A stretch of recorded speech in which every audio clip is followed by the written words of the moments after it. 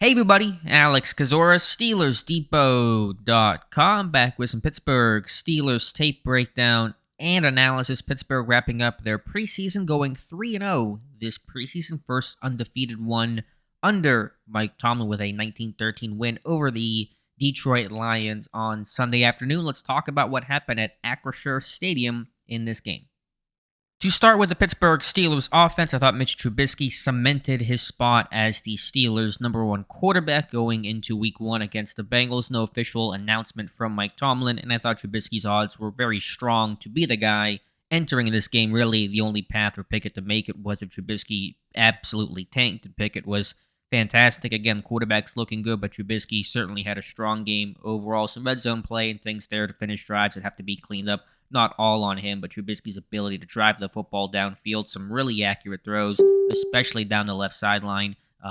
One to Deontay Johnson, down the middle to Pat Freiermuth, a good throw to George Pickens that just unfortunately fell incomplete. So I just thought overall his ability to place the ball, to drive the ball effectively, consistently, impressive in this one. Kenny Pickett looked good. What I like about Kenny Pickett is he's been so consistent, just so much of the same dude week in and week out. And I don't take that for granted for a rookie to be that just steady play overall. Would I like him to push the ball downfield? Maybe a touch more, sure, but had a good back shoulder throw to Miles Boykin. And overall, again, just anticipatory, good accuracy, good placement, working fast.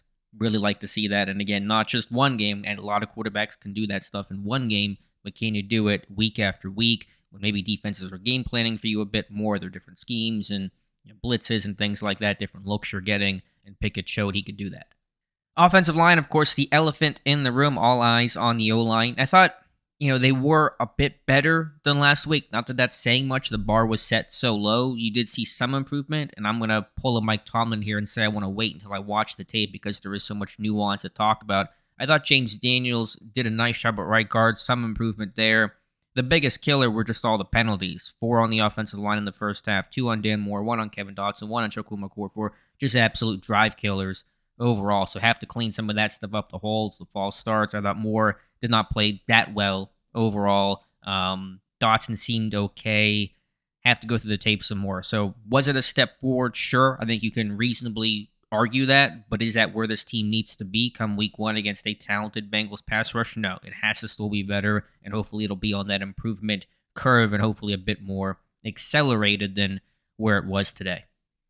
Wide receivers, really competitive, deep room overall. Miles Boykin, Steven Sims trying to fight for spots. How will Calvin Austin's foot injury be handled? Will he go on IR? If he does and they want him to return, he will have to initially make the 53-man roster, so some shuffling there, but those guys looking good. Gunnar Olszewski continues to, I think, make plays, worked in the receiver run game, and his run blocking is very active, aggressive, just very tough as nails, not afraid of anybody or anything kind of dude, so have to appreciate that. Deontay Johnson getting him vertical with that long catch. Shoulder injury seems to be okay, same with TJ Watt and his knee, so receivers, really deep room overall.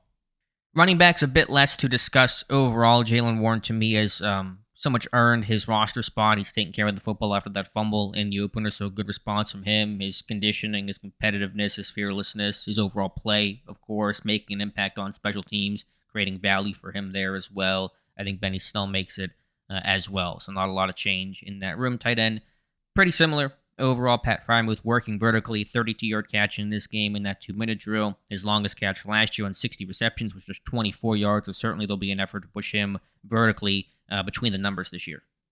Defensive line, run defense in the first half overall was solid, holding Detroit to 4 yards a carry, getting a big 4th down stop there. Good plays by Miles Jack and Devin Bush. Second half run defense, things got pretty ugly from there. Pittsburgh allowing around 7 yards per carry. Obviously, not a number that you want to see. A couple missed tackles, bad run fills, things like that. But the first half, the starters, that looked good, and that was encouraging because last time you played Detroit, they hung 200 plus on Pittsburgh's defense. Outside linebackers, I didn't think Hamilcar Rasheed Jr. did enough to really state his case. Maybe he initially makes the roster, but I think this team will explore, at least consider outside options there. I don't think he did anything so spectacular. Derek Tuska should be on this team, but again, ideally as a number 4. He may roll into the season as a number 3, just given the lack of options and depending on what becomes available to them. Off-ball linebackers, Miles Jack, a good game. Devin Bush seemed to do all right again. Helped on that fourth down stop. They got first play of the game. I think Hawkinson beat him on an out route. I don't know what his leverage was and things like that. So and then there was the 3rd and 12 draw where Bush struggles to get off the block. I mean, that's a team defense thing. That's certainly not just on Devin Bush, but he's part of that group. Overall, Mark Robinson making an impact on special teams, showing his Vince Williams-like skills there. Maybe it was a little bit rougher defensively in terms of potentially over-pursuing. I have to go back and check the tape on some of that stuff in coverage and the comfort level there, but he should make this team. Marcus Allen not playing in this game, bit of a surprise to me. We'll see if he makes it. I think he will over Buddy Johnson, but Allen has not played this entire preseason, so we'll see where that leads him.